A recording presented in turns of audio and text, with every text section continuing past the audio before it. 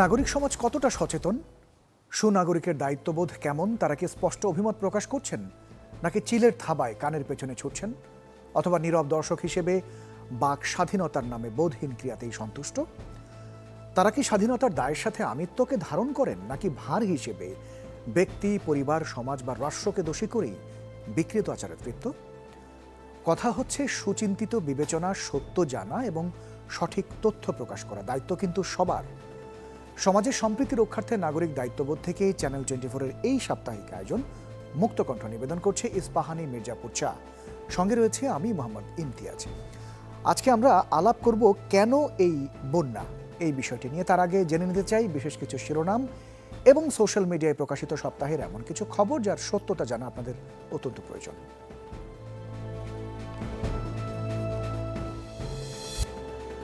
ফেনীর ৮০% পানির নিচে। মানবেতর জীবনে স্থানীয়রা। মোবাইল নেটওয়ার্ক না থাকায় খোঁজ মিলছে না অনেকের। আকস্মিক বন্যায় পানিবন্দী লাখো মানুষ, নিহত অন্তত ১৫। বৃষ্টি থামায় কিছু স্থানে নামছে বানের পানি। দুর্গম এলাকায় ত্রাণ ও উদ্ধার কার্যক্রম চালাচ্ছে সেনাবাহিনী, বন্যার্তদের সহায়তায় বিভিন্ন সংগঠন। ১.৫ দশকের নতজানু পররাষ্ট্রনীতিতে বাঁধের পানি ছড়ার খবর দেয় না ভারত। শক্তিশালী টাস্কফোর্স গঠনের পরামর্শ। বাংলাদেশের হঠাৎ বন্যায় ভারতের তথ্য প্রদান ও ব্যারেজ খোলা নিয়ে সোশ্যাল মিডিয়ায় অপতথ্যের ছড়াছড়ি।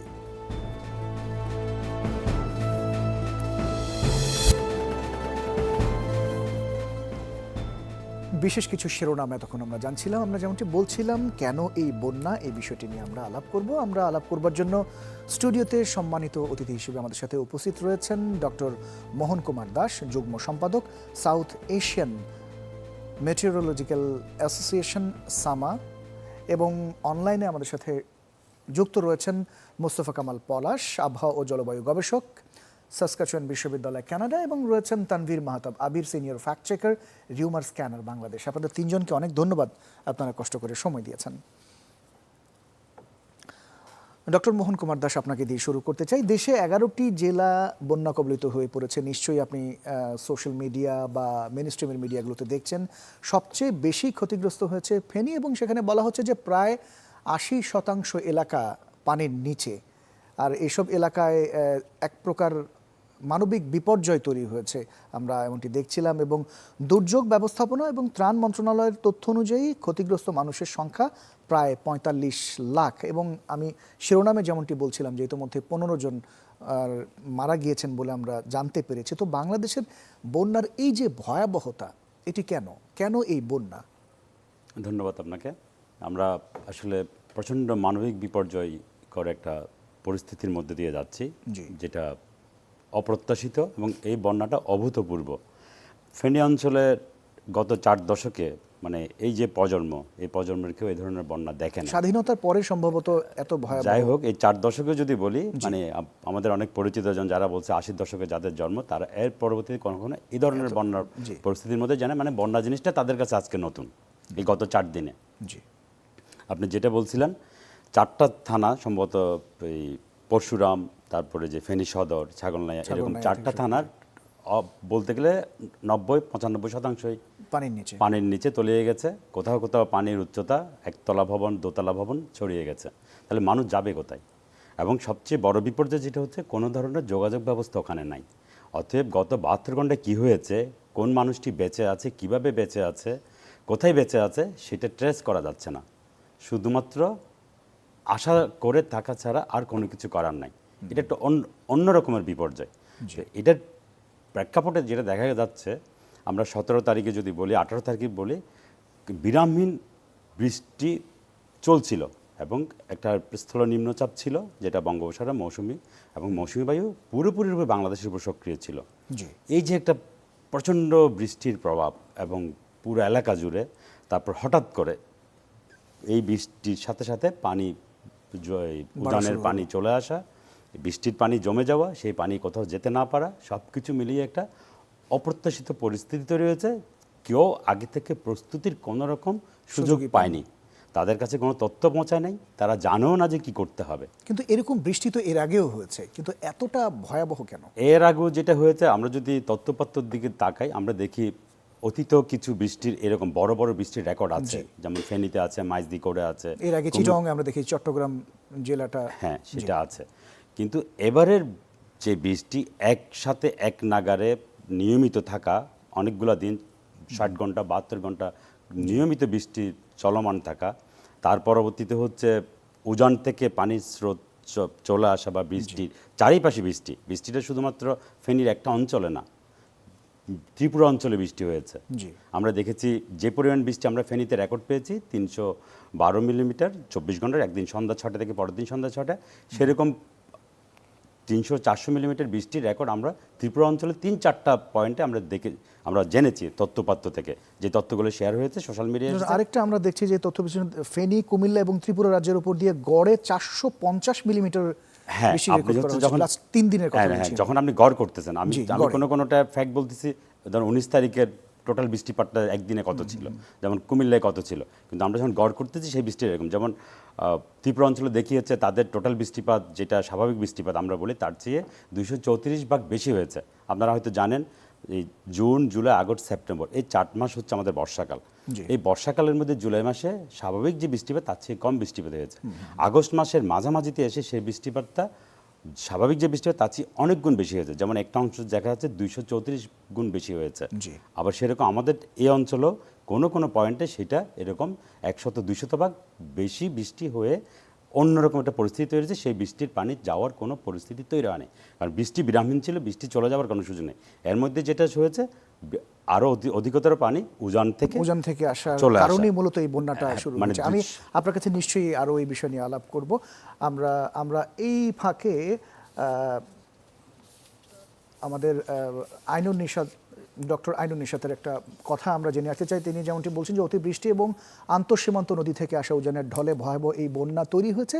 এতে ডুম্বুর বাঁধ নিয়ে অহেতুক কিছু বিতর্ক হচ্ছে সামাজিক যোগাযোগ মাধ্যম বলি, এবং বিভিন্ন মাধ্যমেই আসলে এই বিতর্ক ছড়িয়েছে, এমন মতামত জানিয়েছেন এমেরিটাস অধ্যাপক এবং পানি সম্পদ বিশেষজ্ঞ ডক্টর আইনুন নিশাত। আমরা তার বক্তব্য একটু দেখে আসতে চাই। প্রত্যেকটা নদীর দুই পারে ভারতেও বাঁধ আছে, আমাদেরও বাঁধ আছে। এই বাঁধ যদি কার্যকর থাকে তাহলে বন্যা হওয়ার কথা না। কাজে বাংলাদেশে বন্যা হয়েছে প্রথমত উজানে, প্রচণ্ড বৃষ্টিটা কোথায় হয়েছে? সিলেট, মৌলভীবাজার, হবিগঞ্জ, ব্রাহ্মণবাড়িয়া, কুমিল্লা, ফেনী, নোয়াখালী, খাগড়াছড়ি, একেবারে দেশের পূব দিকে বৃষ্টিটা, এবং আমাদের সীমানার বাইরে গেলেই পাহাড়ি এলাকা। কাজে সেই পাহাড়ের বৃষ্টি অববাহিকাতে দ্রুত নেমে এসছে এবং বাঁধগুলো ভেঙে গেছে, যে কারণে বন্যা হয়েছে।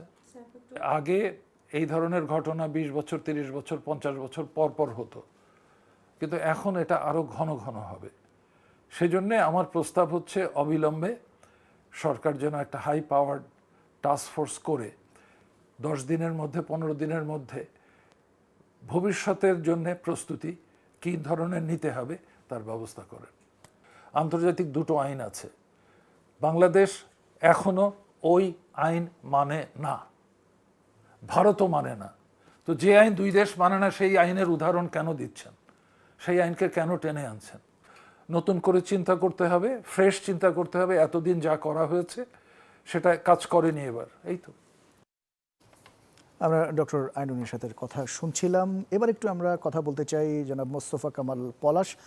আপনার কাছে একটু জানতে চাইবো, ডক্টর আইনুন নিশাতের কথা শুনছিলেন, তিনি যেমনটি বলছিলেন যে 40-50 বছর পর পর এই ধরনের ভয়াবহ বন্যা দেখা যেত, কিন্তু এটি ঘন ঘন হবে, সেজন্য তিনি কিছু পরামর্শ দিয়েছেন। এর মধ্যে টাস্কফোর্স গঠনের কথাও তিনি বলছিলেন। আপনার কাছে টু দ্য পয়েন্ট এই মুহূর্তে একটু জানতে চাইবো যে এই যে বৃষ্টি এবং এই যে বন্যা, এই বন্যার সম্ভাবনা প্রায় 10 দিন আগেই আবহাওয়া অফিসের কাছে স্পষ্ট ছিল, তাহলে আবহাওয়া অফিস কেন এটি 10 দিন আগে দিতে পারলেন না? কি ধরনের দুর্বলতা ছিল, বা তাদের পক্ষ থেকে কেন সতর্কতা জারি করা হলো না?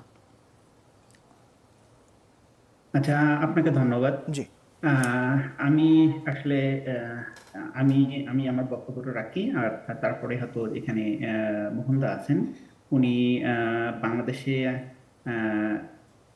প্রত্যক্ষ বা পরোক্ষভাবে বাংলাদেশ আবহাওয়া অধিদপ্তরের সঙ্গে জড়িত ছিলেন বা কাজ করছেন, উনিও হয়তো পরবর্তীতে আরো আরো যোগ বলতে করবেন। পারবেন, জি জি। তো হ্যাঁ, আমার যে জিনিসটা কথা হচ্ছে যে আমি হয়তো আপনি দেখবেন আমি আমার প্রথম আলোতে যে কলাম প্রকাশিত হয়েছে সেখানে আমি 4টা কারণ উল্লেখ করছি যে কারণে এই রেকর্ড ব্রেকিং যে বৃষ্টিপাত এবং এটার কারণে যে সৃষ্ট যে বন্যা।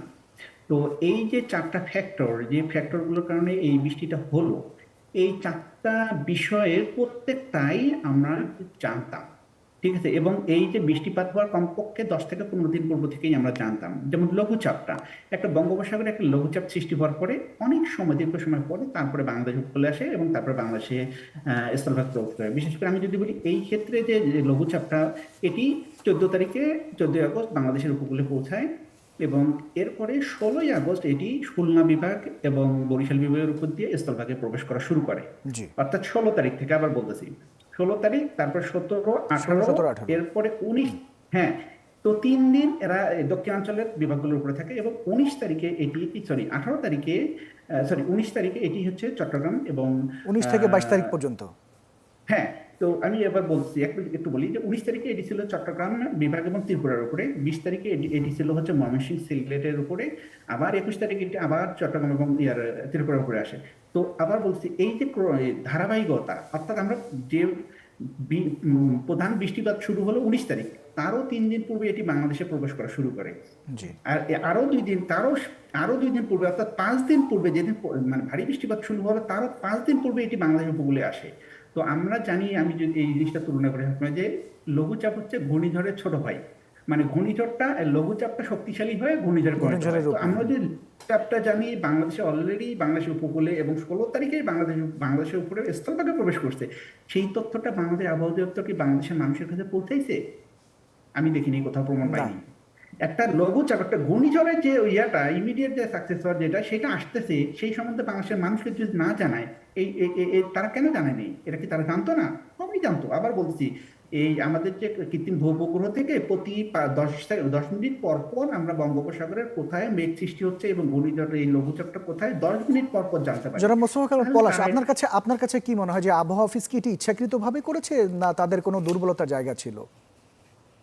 এখন আমি বলি, আমি সবসময় যে জিনিসটা লক্ষ্য করছি, প্রথমত যে আমাদের বাংলাদেশ আবহাওয়া অধিদপ্তরের সবচেয়ে বড় যে প্রবলেমটা আমি লক্ষ্য করছি, সেটি হচ্ছে কমিউনিকেশন করা, যে তাদের কাছে যে তথ্যটা থাকে সেই তথ্যটা উপযুক্ত মাধ্যমের দেশের জনগণের কাছে পৌঁছানো। অর্থাৎ আমরা যেটা বলি আবহাওয়া বিজ্ঞানের ভাষায়, যে আমরা একটা সাইন্টিস্ট বা আমরা হচ্ছে পূর্বাভাস তৈরি করি এবং সেই পূর্বাভাসটা পৌঁছানোর দায়িত্ব দেশের মানুষের কাছে, সাধারণত গণযোগাযোগ মাধ্যম।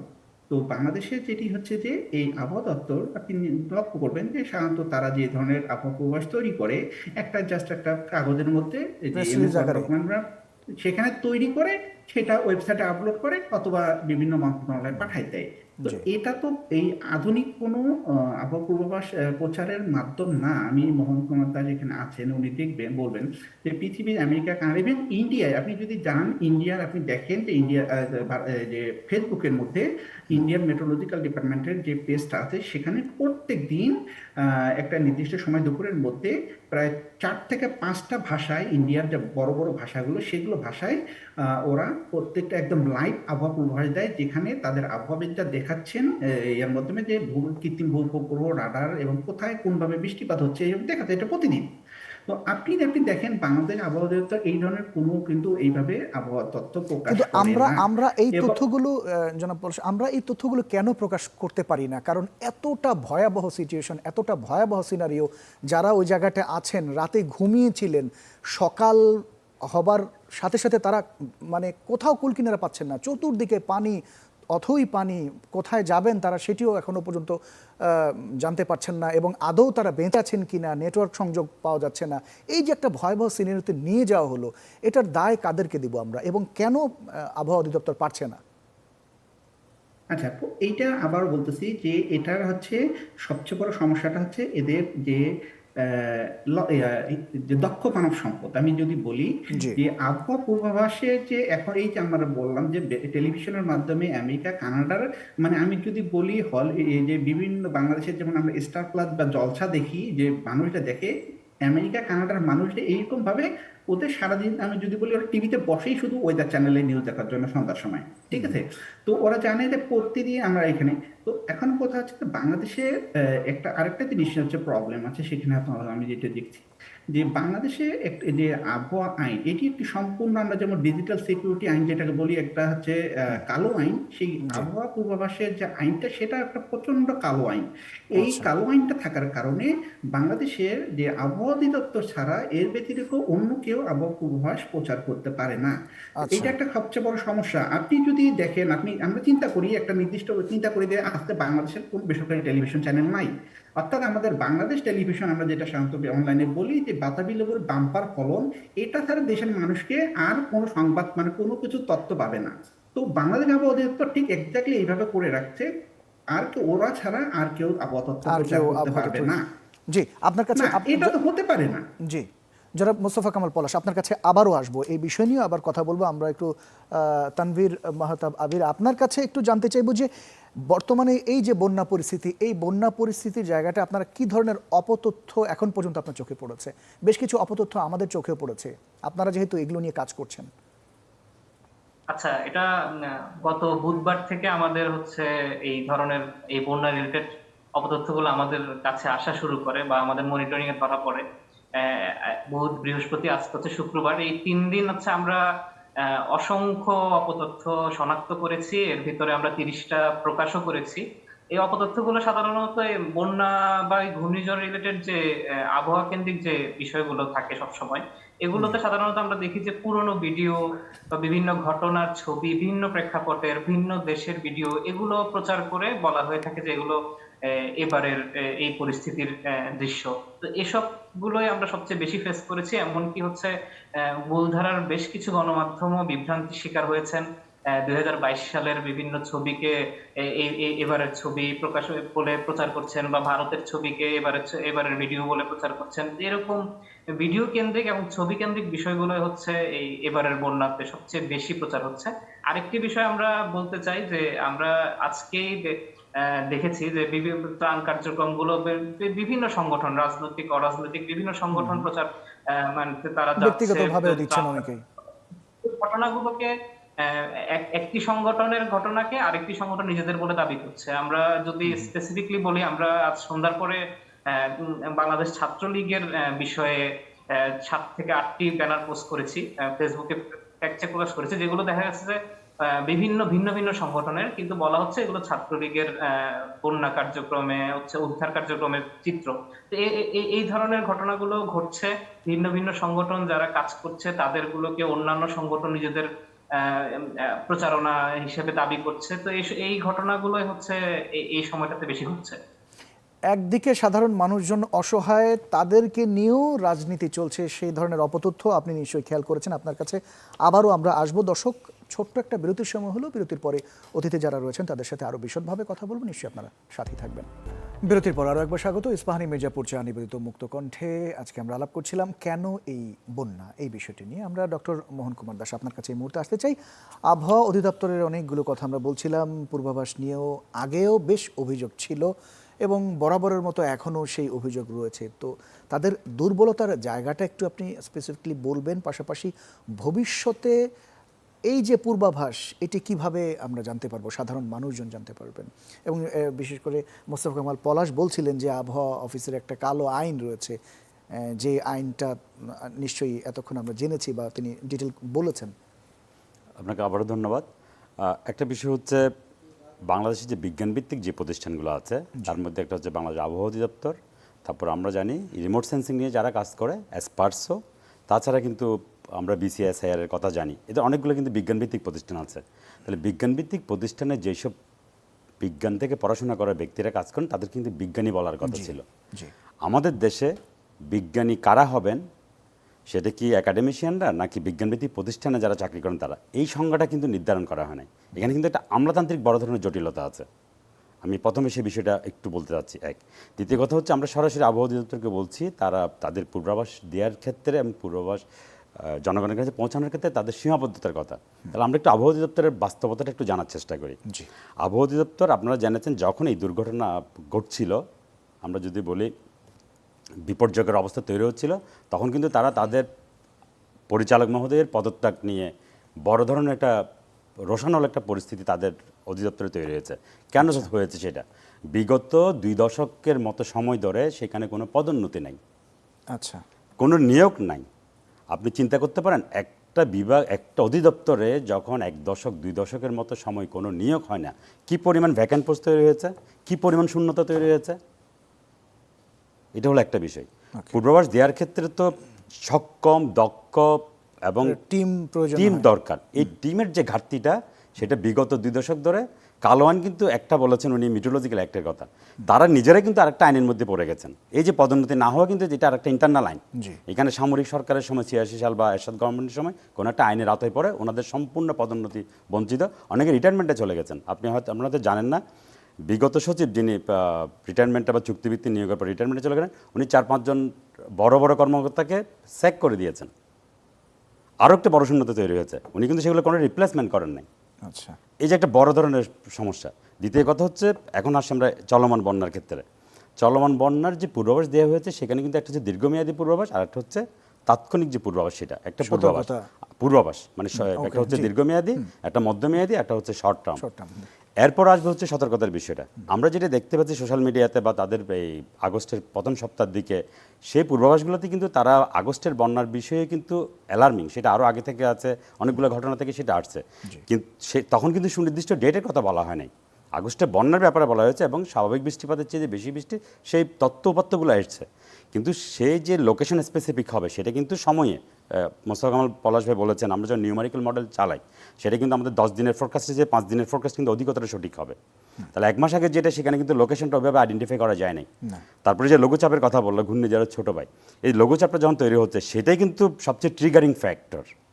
তাহলে সেটা কিন্তু টু দ্য পয়েন্ট ছিল, এবং সেই সময় কিন্তু আবহাওয়া অফিসে একটা অন্যরকম বাস্তবতা তৈরি হচ্ছিল।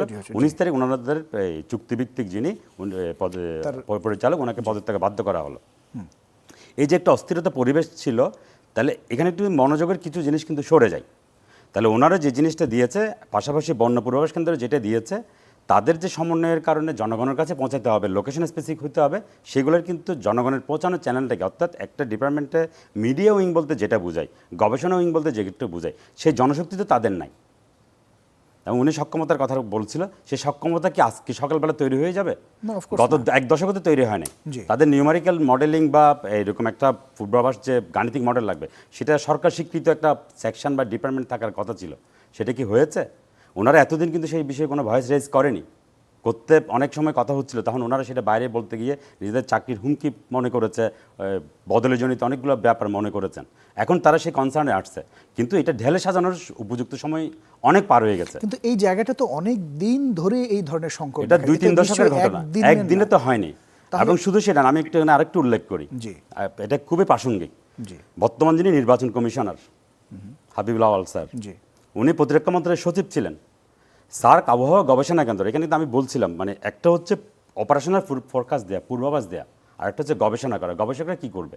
সারাক্ষণ এই যে ট্রিগারিং ঘটনাগুলো, সেগুলো হচ্ছে আইডেন্টিফাই করবে, তারা যথাযথ সলিউশন বের করবে। অপারেশনাল এজেন্সি সেটা দিবে। আপনি দক্ষিণ এশিয়ার অনেক অনেক খ্যাতনামা প্রতিষ্ঠান কিন্তু এখন সেটা করে। তাদের অপারেশনাল ফোরকাস্টিংয়ের সাথে কিন্তু গবেষণা একটা আলাদা প্রতিষ্ঠান থাকে। তাহলে বাংলাদেশে একটা দক্ষিণ এশিয়ার আঞ্চলিক গবেষণা প্রতিষ্ঠান ছিল, 1995-এ প্রতিষ্ঠিত। 2015 সালে সেটা কোনো কারণে ডিপ্লোম্যাটিক একটা রিলেশনের অজুহাত দিয়ে সেখানে বিজ্ঞানীদেরকে চাকরিচ্যুত করে পুরো প্রতিষ্ঠানটা বন্ধ করে দেওয়া হলো। তাহলে আপনি পূর্বাভাসের কি 24 ঘন্টার যে রুটিন ডিউটি, আপনারা জানেন না, আবহাওয়া অফিসের প্রতি এখানে আমাদের একটা সহানুভূতির দৃষ্টি দেখা উচিত। বিষয়টা হচ্ছে এরকম, তারা 24 ঘন্টা ডিউটি করে, এটা কিন্তু round the clock 24/7 roster system, সেটার কোনো স্বীকৃতি নাই। এটা কিন্তু খুবই অ্যালার্মিং। তারা কিন্তু তাদের অফিসার, কর্মচারী এবং কর্মকর্তারা তো কোনোভাবে হয়তো কিছুটা সাপোর্ট পায়, কিন্তু কর্মচারীরা চরম লেভেলের অবহেলিত, চরমভাবে। আমি নিজে আবহাওয়া অধিদপ্তরে আমি চাকরি করেছি, আমার একটা দীর্ঘ অভিজ্ঞতা আছে। তারপর আমি সার্ক আবহাওয়া গবেষণা কেন্দ্রে এসেছি, সেখানে এসে দেখলাম কি, এখানে একটা খুব গুরুত্বপূর্ণ জিনিস খেয়াল করবেন, সার্ক আবহাওয়া গবেষণা কেন্দ্র তৈরি হলো, সেখানে আবহাওয়া অধিদপ্তর থেকে পরিচালক দেওয়া হলো। আপনি দেখেন, আবহাওয়া অধিদপ্তর, সার্ক আবহাওয়া গবেষণা কেন্দ্রের গবেষকদের যদি সেটা পরিচালক করা হতো, সেটাকে ওন করতো। আবহাওয়া অধিদপ্তর কিন্তু প্রতিরক্ষা মন্ত্রণালয়ের অধীনে। মোস্তফা কামাল পলাশ ভাই বলুক, আপনাদের দেশে আপনাদের আবহাওয়া অধিদপ্তর কোন মন্ত্রণালয়ের অধীনে? আমার পার্শ্ববর্তী দেশে কোন মন্ত্রণালয়ের অধীনে? এটা কেন হবে? এটা রাইট টাইম। প্রথম কথা হচ্ছে, আবহাওয়া অধিদপ্তরকে স্পর্শকে প্রতিরক্ষা মন্ত্রণালয় থেকে আমি প্রধান উপদেষ্টার দৃষ্টি আকর্ষণ করছি এই আজকের প্রোগ্রামে। এই প্রতিরক্ষা মন্ত্রণালয় থেকে এটাকে আলাদা করা হোক। এটা হচ্ছে প্রথম সমাধান। ভুল করছে শুদ্ধ করছে এটা বড় বিষয় না, তাদের জনবলের সাথে ভবিষ্যৎ প্রজন্মের সাথে এটা যদি করা হয় তাহলে আমরা ভবিষ্যতে এই যে আমরা যে সতর্ক সংকেতের কথা বলছি, একটা ঘটনা যখন হওয়ার সম্ভাবনা থাকে সেখানে পূর্বাভাস দেওয়া হচ্ছে, তাহলে সতর্কতার প্রসিডিউরটা কী হবে? আমি কি জনগণকে বলবো মানে এখানে ভারী বৃষ্টি হবে, অতি ভারী বৃষ্টি হবে? এখানে সংজ্ঞা আছে, আপনারা হয়তো অনেকে জানেন, এটা জনগণ কি বুঝতেছে কিনা? ডক্টর আনিস নিশাত স্যারের আপনি একটা ওনার অপিনিয়ন আপনি শেয়ার করেছিলেন, আনিস নিশাত স্যারের এরকম আরেকটা অপিনিয়ন আছে। আবহাওয়া অধিদপ্তর বা বন্যা পূর্বাভাস বিষয়ক বা দুর্যোগ বিষয়ক যেই কী বলা যায় বিভিন্ন তথ্যপত্র পূর্বাভাসের লেখাগুলো জনগণের জন্য আসে, সেটাতে আমার মতো এই বিষয়ে যে একটু কথাবার্তা বলি আমরাই বুঝি না, তার জনসাধারণ বুঝবে সাধারণ কিভাবে? মানুষজন কিভাবে তাহলে বিষয়টা দাঁড়াচ্ছে এরকম, আমি যখন আমার সতর্ক সংকেতটাকে জনগণের কাছে পৌঁছাবো জি। সেটা জনগণের ভাষায় হতে হবে। তাহলে এখানে দেখেন, আপনি সাথে আরেকটু বলে ফেলি, আমি যদি আমাকে একটু যেহেতু- 1 মিনিট সময় দেন। হ্যাঁ, জি, জি। বন্যা ছোট্ট করে পূর্বাভাস যদি কেন্দ্রে জনশক্তি কতজন আপনারা জানেন? 4 জন। আই রিপিট, 4 থেকে 5 জন। আমরা ওনাদেরকে কিছু প্রশিক্ষণ করিয়েছি। তাহলে এত অল্প জনগোষ্ঠী নিয়ে তাদের কিভাবে কাজ করা সম্ভব? তাহলে এমন বাস্তবতে আসলে ভবিষ্যতে কিভাবে কাজ করা যায় হ্যাঁ, এবং এখানে এই যে বিষয়টা হচ্ছে অ্যালার্মিং ঘটনাগুলো ঘটছে, এখানে বিষয়টা হচ্ছে বিজ্ঞানীদেরকে তো বিজ্ঞানী মনে করা হচ্ছে না, এখানে আমলাতান্ত্রিক জটিলতা আছে। আমি যদি আরো সরাসরি যদি একদম টু দ্য পয়েন্ট করি, এখানে বিসিএস অ্যাডমিন ক্যাডার, আপনি এ ধরনের একটা স্পটসের মতো একটা প্রতিষ্ঠান, মানে এই বন্যা স্পটসের ভূমিকা কি হওয়া উচিত ছিল না? রিয়েল টাইম এই স্যাটেলাইট ইমেজ অ্যানালাইসিস করা, বিষয়গুলোকে প্রত্যক্ষ করে জনগণকে জানানো, ম্যান্ডেট না থাকলে ম্যান্ডেট করে দেওয়া দরকার ছিল। তাহলে এইখানে কেন আমার একজন বিসিএস ক্যাডার অ্যাডমিনের পরিচালক থাকবেন? এটা রাইট টাইম, এটাকে সম্পূর্ণরূপে বিজ্ঞানীদের করে দেওয়া হোক। এখানে করা হয় কি, বিজ্ঞানীদের একজনকে মেম্বার করা হয়, যার কারণে বিজ্ঞানীরা আর কথা বলতে পারে না এবং নিয়োগ বন্ধ। এখানে নিয়োগ দেওয়া হয়েছে, বোর্ড বসেছে, বোর্ডে কিন্তু নিয়োগের জন্য সুপারিশ করা হয়েছে, সেই বোর্ডের সুপারিশকৃত বিষয়ে প্রতিরক্ষা মন্ত্রণালয় আটকে দিয়েছে ইমিডিয়েট আগের জন। আমরা যখন হাবিবুল আওয়াল স্যারের কাছে গিয়েছিলাম সার্কের বিষয়ে, উনি তখন আমাদেরকে অনেক সুন্দর সুন্দর কথা বলেছেন। তারপর যেই আমরা যখন এটা নিয়ে বললাম যে এটা আবার আপনি চালু করে দেন, তখন উনি আমাদের অ্যাক্সেস বন্ধ করে দিয়েছেন। উনি যখন আমাদের অ্যাক্সেস বন্ধ করে দিয়েছে, আমরা ওনার বাসায় গেলাম। আপনারা জানেন না হয়তো, ওনার ওয়াইফ অস্ট্রেলিয়াতে থাকেন, ওনার ছেলেমেয়েরা হয়তো অস্ট্রেলিয়াতে থাকেন, আমাদেরকে যেতে দেননি, আমাদেরকে অ্যাক্সেস দেননি, আমাদেরকে মন্ত্রণালয়ের রেস্ট্রিকশন করে দিয়েছেন। তাহলে আমরা কথা বলবো কীভাবে? বিজ্ঞানীদেরকে যদি বিজ্ঞানী হিসেবে মনে করা না হয়, তাহলে এই দেশে বিজ্ঞানী তৈরি হবে কীভাবে? প্রথম প্রজন্ম ভুল করতে পারে, কিন্তু তৈরি হওয়ার তো একটা প্রক্রিয়া দিতে হবে। এখানে কিন্তু অনেকগুলো বিষয় আছে, আমরা এই যে বিজ্ঞানীদেরকে আমলাতান্ত্রিক সুযোগ দিচ্ছি জটিলতা না। বলি আর যাই বলি না কেন, এই সমস্যার কারণে এই যে সাধারণ মানুষজন ভুক্তভোগী হচ্ছেন, মানুষ মারা যাচ্ছেন, এর দায়টা আসলে কার? এর দায়টা অবশ্যই এই যে ব্যুরোক্রেসির, সবার আগে এই দায় হচ্ছে ব্যুরোক্রেসি। ব্যুরোক্রেসি কি সেটা বুঝতে হবে। এই যে দেখেন চলমান ঘটনার মধ্যে এই যে ওনারা পরিচালকরা পদত্যাগ করালো, ওনারা কি মনে করে ওনারা ওনাদের দাবি পেয়ে যাবে, ওনাদের পদোন্নতি হয়ে যাবে? পদোন্নতিতে মন্ত্রণালয় দিবে, কিন্তু মন্ত্রণালয়ের তো ক্যাডার সার্ভিসের কারো পদোন্নতি বন্ধ হয়নি, তারা কোন রুলে পদোন্নতিগুলো পেল? তাহলে তাদের অধীনস্থ মন্ত্রণালয়ের কর্মকর্তা কর্মচারীরা কীভাবে পদোন্নতি পাবে? এখানে একটা বিষয়, হয়তো আজকে এইটা প্রসঙ্গে এই আলোচনাটা হয়তো অত প্রাসঙ্গিক এই মুহূর্তে না, আগে 1 সপ্তাহ পর আমরা করতে পারতাম, যেহেতু আমরা আলোচনা চলে আসছে বলে। এই মুহূর্তে সবচেয়ে গুরুত্বপূর্ণ হচ্ছে আমাদের যারা বন্যা কবলিত, এটা প্রচণ্ড একটা ভয়ঙ্কর বিপর্যয়, এদেরকে যেন আমরা আগে রেস্কিউ করি। তারপরে এই বিষয়ে যেন আমাদের প্রধান উপদেষ্টা, পরিবেশ উপদেষ্টা এবং পররাষ্ট্র উপদেষ্টা এই বিষয়গুলো যে আজকে বলেছি, আমার মনে হয় এই বিষয়ে আমাদের সবাই একমত। আমি যথেষ্ট পরিমাণে বিশেষজ্ঞদের মতামত দেখেছি, সবাই এই যে 2015 সালে বন্ধ করে দেওয়া সার্ক আবহাওয়া গবেষণা কেন্দ্র নিয়ে সবাই কথা বলতেছে, কারণ এটা ডাটা চ্যানেল। আপনি খেয়াল করেন, ক্লাসিফাইড ডাটা আসার জায়গা, আপনি ডাটা কি আপনাকে দিবে, আমাকে দিবে? আমি যখন প্রতিষ্ঠানে থাকবো, আমাকে যখন লিঙ্কেজ থাকবে তখন দিবে, তা না হলে তো দিবে না। এই চ্যানেলগুলো কিন্তু অ্যাক্টিভ করতে হবে। বিজ্ঞানীদেরকে ওই যে যেমন আমি একটা লাস্ট লাইন বলি, এটা অনেক জায়গায় এসেছে, অনেকে বলেছে, যখন সতর্কীকরণ কেন্দ্রের যখন কোনো বন্যা থাকে না, তাদেরকে বস্তা গুনতে পাঠানো হয়, কি হিউমিলেশন খেয়াল করেন, তখন তো গবেষণা করতে পাঠাতে পারতো, যথাযথ মূল্যায়নটা তাদেরকে তো গবেষণা করতে পাঠাতে পারতো, তাদেরকে দিয়ে এই পূর্ববর্তী সময়ের এই যে আজকের যে বন্যাটার যে সীমাবদ্ধতাগুলো, সেগুলোকে উন্নত করে পরবর্তী বন্যার জন্য, এইগুলো কিন্তু আনুনিশাস সরাসরি বলেছেন। আরো অনেক ঘন ঘন বন্যা হবে। অনেক ধন্যবাদ। আপনার কাছে আবার আসবো। যারা মোস্তফা কামাল পলাশ, আপনি শুনছিলেন, এই বিষয়ে আপনার যদি কোনো বক্তব্য থাকে আপনি বলতে পারেন। পাশাপাশি আপনার কাছে জানতে চাইবো যে ভারত নিজেদের দেশের মানুষের জানমাল বাঁচানোর জন্য দুম্বুর গেট খুলে দিয়েছে, এমনটি অনেক জায়গায় বলা হচ্ছে। তো আন্তর্জাতিক নদীর পানি বন্টন এবং ব্যবস্থাপনার নিয়ম অনুযায়ী আসলে কোনো দেশ এটি করতে পারে কিনা? আচ্ছা, প্রথমত আপনি যে জিনিসটা ডক্টর আইনুল নিশাত স্যার বলেছেন যে এই আন্তর্জাতিক নদীর পানি যে শেয়ারিং এর বিষয়ে 2টি আইন আছে, দুর্ভাগ্যক্রমে বাংলাদেশ বা ভারত দুইটি দেশের কোনটি এই আইনের মধ্যে স্বাক্ষরকারী দেশ না। তো তার মানে হচ্ছে যে আমরা আসলে এই আমরা যদি আমরা বলি মানবিক দৃষ্টিকোণ থেকে বলি, বা আন্তর্জাতিক যে আইনটাই আছে সেই আইনটার একটা অংশ হচ্ছে এটা, যে যদিও আমরা বলতেছি আমরা দুইটা দেশই এটা সিগনেটরি না, কিন্তু আন্তর্জাতিক আইনটা হচ্ছে যে আন্তর্জাতিক যে নদীগুলো একাধিক দেশের মধ্যে প্রবাহিত হয়, সেই নদীগুলোর যে কোনো আপস্ট্রিমের যে উজানের যে দেশগুলো সেটি এককভাবে পানি উইথড্র করতে পারবে না, বা একটা জিনিস হচ্ছে সেটা আসলে জয়েন্ট রিভার কমিশনের মাধ্যমে এই ডিসিশনটা নিতে হবে। ইভেন কানাডায় যেটা হচ্ছে, কানাডা এবং আমেরিকার অনেক নদী যেটা হচ্ছে আমেরিকা এবং কানাডা দুইটাই শেয়ার করে থাকে। ইভেন যে আমরা বলি পৃথিবীর অন্যতম একটা বড় যে লেক, গ্রেট লেকস, যে যার সেটি হচ্ছে বললাম তো, পৃথিবীর অন্যতম বড় লেক। তো এই লেকটার গুলো হচ্ছে প্রায় অর্ধেক হচ্ছে কানাডায়, অর্ধেক হচ্ছে আমেরিকায়। তো এই শুধুমাত্র এই লেক, একটা লেকের জন্য কানাডা এবং আমেরিকাতে জয়েন্ট গ্রেট লেক যে কমিশন।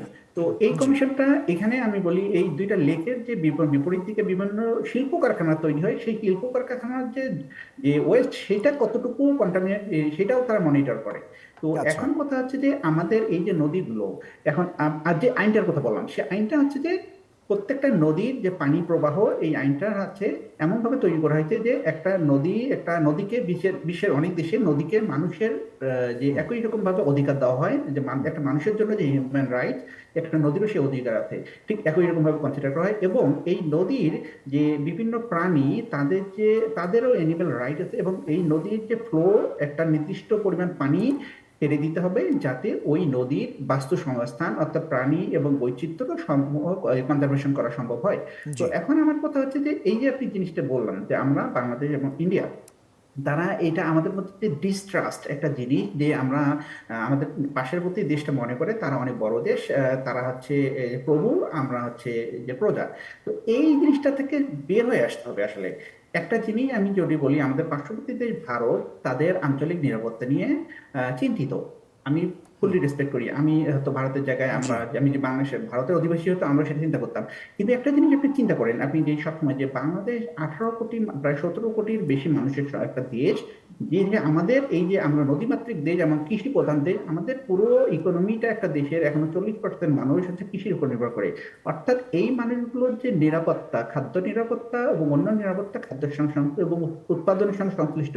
এখন এই যে পানিগুলো যে বিভিন্ন ভারতের যে আমাদের বাংলাদেশের যে 54টা নদী, যেটা আমরা হচ্ছে আমাদের যেখানে ভারতে উৎপন্ন হয়ে বাংলাদেশের মধ্যে যে প্রবাহিত বঙ্গোপসাগরে গেছে, তো এই নদীগুলোর যে পানি তারা বাংলাদেশের সঙ্গে কোনো প্রকার আলোচনা না করে তারা হচ্ছে বাংলাদেশের যে বাঁধ তৈরি করতেছে। এবং খুব যে আশ্চর্যজনক যে ব্যাপার হচ্ছে এই বাঁধগুলো তার এমন স্থানে তৈরি করতেছে যে ঠিক বাংলাদেশ ভারত সীমান্ত খুব সামান্য উপরে, ঠিক আছে, সামান্য দূরত্বে। আচ্ছা।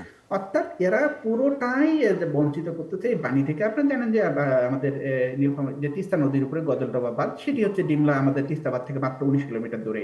তো এই যে বললাম যে তারা চাইলে কিন্তু আরো 50-100 কিলোমিটার দূরে হতো, তাতে হতো কি তাদের দেশের ওই পানিটা তাদের দেশের ক্ষতিগ্রস্ত সাধারণ রক্ষা করার জন্য পানি চেত।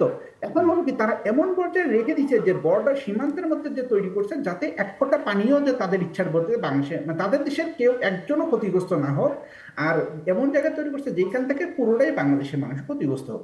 তো এটা তো হতে পারে না। আসলে আমি যদি বলি, আমি ঠিক এই কথাটাই বলেছিলাম আমি যখন আমার পূর্বের যে কানাডা ওয়াটারলু বিশ্ববিদ্যালয়ে ভারতের যে শীর্ষস্থানীয় পরিবেশবিদ, একদম বৈজ্ঞানিক, ভারত সরকারের উপদেষ্টা এসেছিলেন, তখন উনি একটা বক্তৃতা দিচ্ছিলেন এই যে পানি নিরাপত্তা নিয়ে। আমি তাকে প্রশ্ন করছিলাম, দেখেন আপনাদের দেশের, আমরা হচ্ছে প্রতিবেশী, আপনাদের দেশের নিরাপত্তার কথা চিন্তা করেন, আপনারা যদি আমাদের দেশের মানুষকে যদি বাতে মারা বা ওরকম পানিতে মারা যান, তাহলে একটা দেশের মানুষজন তারা তো স্বাভাবিকভাবে তারা বিভিন্ন প্রকার ধ্বংসাত্মক কাজে বা অপরাধ কাজে লিপ্ত হবে। তার মানে আমাদের দেশের নাগরিক যদি আপনাদের পানি বঞ্চনার কারণে যদি ক্ষতিগ্রস্ত হয়, তারা আমাদের দেশের সরকার চাইলেও এই ধরনের মানুষগুলোকে অন্যায় কাজ কারবার থেকে আপনি ইয়ে করতে পারবেন। আপনি দেখেন যে বিভিন্ন বাংলাদেশের যে সীমান্ত এলাকায় যে অনেক যে মানুষ চোরাচালানের সঙ্গে জড়িত, আপনি যেটা বললাম যে এই ধরনের, আপনি যখন সীমান্ত নদীগুলোর পুরো পানি বঞ্চিত করে পারছেন, কোনো বঞ্চিত আসছে না, সীমান্তর পাশে যে ওখানে কোনো চাষাবাদ হচ্ছে না, শুকিয়ে গেছে, তো এই মানুষগুলোর কি করার? আপনি যদি রাজশাহীর কথা চিন্তা করেন, আপনি দেখেন, আমরা জানি যে রাজশাহীতে প্রায় বিভিন্ন উপজেলায় যে গরু চোরাচালানের মানুষ মারা যায়। আপনি দেখেন বনেন্দ্র ভূমি পুরো ইয়ে হয়ে গেছে, মরুপূরণ হয়ে গেছে, তাই তো? ওই এলাকার মানুষ আমাদের চাষাবাদ করতে পারছে না, যেখানে চাষাবাদ না হলে মানুষ কৃষি শ্রমিক হিসেবে কাজ করতে পারছে না। এই মানুষগুলো কি করবে? এই মানুষগুলো তো আসলে অপরাধের যে সীমান্তে হয়তো চোরাচালানের সঙ্গে জড়িত হচ্ছে, অন্য অথবা অন্য আরো অন্য কোনো কাজের সাথে যুক্ত হচ্ছে। হচ্ছেন। আরেকটা বিষয় একটু ছোট্ট হ্যাঁ, করে যদি একটু ছোট্ট করে যদি বলেন, আমরা যেহেতু অনুষ্ঠানে একেবারেই শেষ প্রান্তে চলে এসেছি, একটু জানতে চাইব যে ফেনী এবং কুমিল্লা অঞ্চলের যে এই যে চলমান বন্যা, এই বন্যাটাকে বলা হচ্ছে রাজনৈতিক বন্যা। তো সেক্ষেত্রে অভিন্ন নদী এবং পানিকে রাজনীতির হাতিয়ার হিসেবে যদি ব্যবহার করা হয়, তাহলে ভাটির দেশ হিসেবে বাংলাদেশের জন্য কতখানি চ্যালেঞ্জের এবং আশঙ্কার কোনো জায়গা থাকে কিনা? আমি আপনার এই এক যে বাক্যে আপনি যদি যে বলেন ছোট জিনিসটা করে। জি। বললেন, আমি আসলে দুঃখের ভিতর এই জিনিসটার সঙ্গে পুরোপুরি একমত হতে পারতেছি না যে এটা আসলে রাজনৈতিক বন্যা। কারণ আমি জানি, আমি যে তত্ত্ব উপাত্ত যেটা বললা যে ফেনীতে 490 মিলিমিটার বৃষ্টিপাত হয়েছে, আমাদের ছিল কুমিল্লায় হচ্ছে 448 মিলিমিটার, তার মানে দুই জায়গায় একই রকম পরিমাণ বৃষ্টিপাত হয়েছে এবং খুব ভারী বৃষ্টিপাত হয়েছে, জি। যেটি আমরা 30-40 বছর রেকর্ড ভাঙছে। তার মানে এই বৃষ্টিটা আমরা কিভাবে, এই বৃষ্টিটা প্রাকৃতিক ভাবে সৃষ্টি হয়েছে, ঠিক আছে, যেহেতু পাহাড়, যেটা ত্রিপুরা হচ্ছে পাহাড়ি এলাকা, সেই বৃষ্টিটা নেমে আসতে বাধ্য। তো এখন আমরা যেটা বলি, হয়তো দেখা যাচ্ছে আমাদের যে বন্যাটা হচ্ছে সেটা হয়তো আরো 5% বা 10% কম হতো, যে এটার তীব্রতা কম জি। হতো যদি আমরা এই বাঁধগুলো না থাকতো। কিন্তু যে পরিমাণ বৃষ্টিপাত হতে এই বন্যাটা হতোই। এখন শুধুমাত্র যে জিনিসটা বলতেছি, আমাদের পূর্বাভাস যদি আমরা সঠিকভাবে দিতে পারতাম, তাহলে আমাদের এই আমরা বন্যাটা সতর্কতাটা হয়তো আরো এই সঠিকভাবে করতে আমরা পারতাম নিতে না। পারতাম। কিন্তু আমাদের দেশের এই যে আপনি যে বললেন যে 15 জন মানুষ ইতিমধ্যে মারা গেছে, এই প্রাণগুলো আমরা রক্ষা করতে পারতাম। আমাদের বাড়িঘরের প্রয়োজনীয় যে গুরুত্বপূর্ণ জিনিস, যে সেফটিটা। সম্পদ, জি। সেগুলো আমরা সরাই নিতে পারতাম।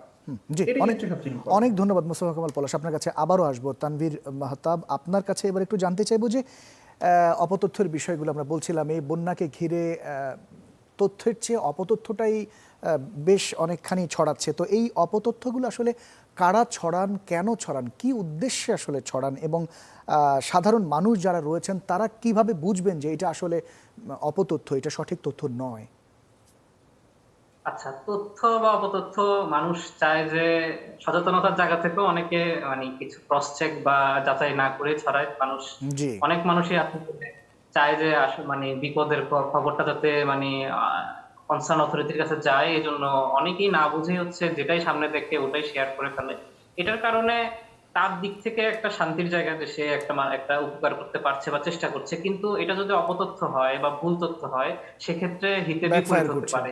যেটা যেটা এখন আমরা দেখছি যে অপতথ্যের ভয়াবহতা যেরকম হয়, আহ, আমরা যেরকম দেখেছি যে ধরেন কোন একটা জায়গাতে বন্যা হলো কিনা বা কেউ একজন ওখানে আটকে আছে, পুরনো একটা ভিডিও, কিন্তু এই ভিডিওটা যদি এখন আমি প্রচার করে যদি কেউ ওখানে গিয়ে রেস্কিউ যারা করবে, যারা যদি ওখানে গিয়ে দেখে কেউ নেই, সেক্ষেত্রে তাদের জন্য একটা সময় নষ্ট হলো, কারণ তারা এই সময়টাতে হয়তো কেউ সত্যিকারে কোনো একটা জায়গাতে গিয়েছে, সেখান থেকে হয়তো রেস্কিউ করতে পারতো।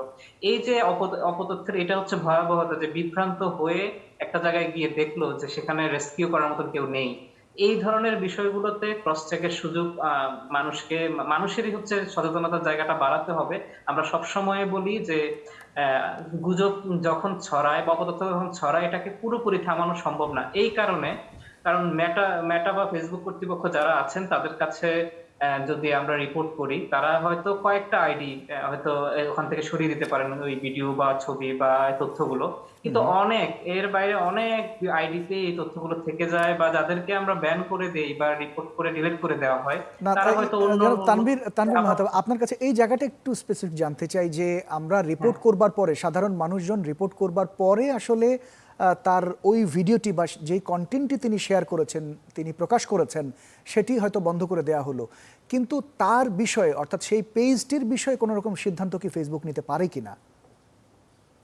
ফেসবুক সরাসরি হচ্ছে অনেক সময় ডিসেবল করে দেয় বিভিন্ন ফেসবুকের কমিউনিটি স্ট্যান্ডার্ড এখন আরো অনেক কড়া, তবে এই কমিউনিটি স্ট্যান্ডার্ডের কিছু দুর্বলতা আছে। এটার কারণে সঠিক তথ্য প্রচারের কারণেও অনেক সময় হচ্ছে বিভিন্ন আইডি বা গ্রুপ হচ্ছে ডিসেবল হয়ে যায়। আমি একটা ছোট্ট উদাহরণ দিতে পারি। আমাদের নির্মল স্থানের যে মূল গ্রুপ, আমাদের একটা কমিউনিটি গ্রুপ আছে যেখানে প্রায় 1.5 লক্ষ মেম্বার।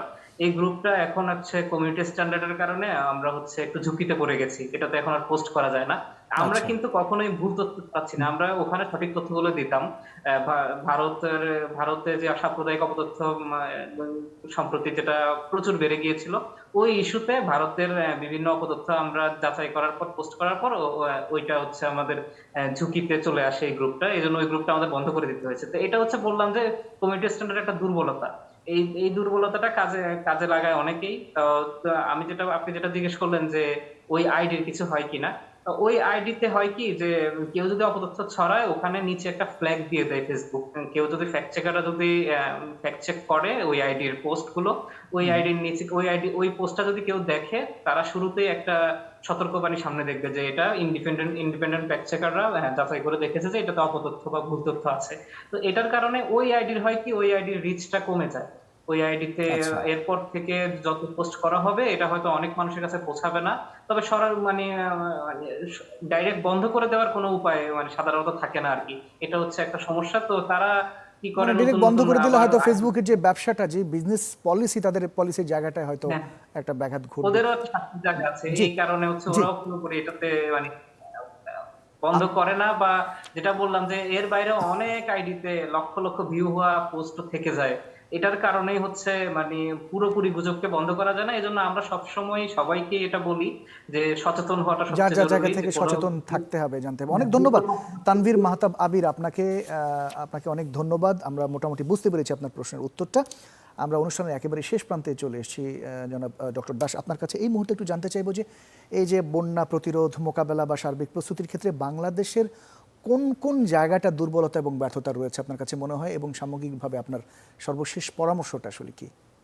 আচ্ছা, আসলে এই মুহূর্তে এটাই খুব বেশি দরকার, আমি যদি সহজ করে বলি। প্রথম কথা হচ্ছে, বন্যাটা যেহেতু এই ধরনের বিপর্যয় খুবই হঠাৎ করে হয়ে গেছে, কোনো প্রস্তুতির সুযোগ দেওয়া হয় নাই। তার মধ্যে যেটা হয়েছে হচ্ছে সম্পূর্ণরূপে যোগাযোগ বিচ্ছিন্ন।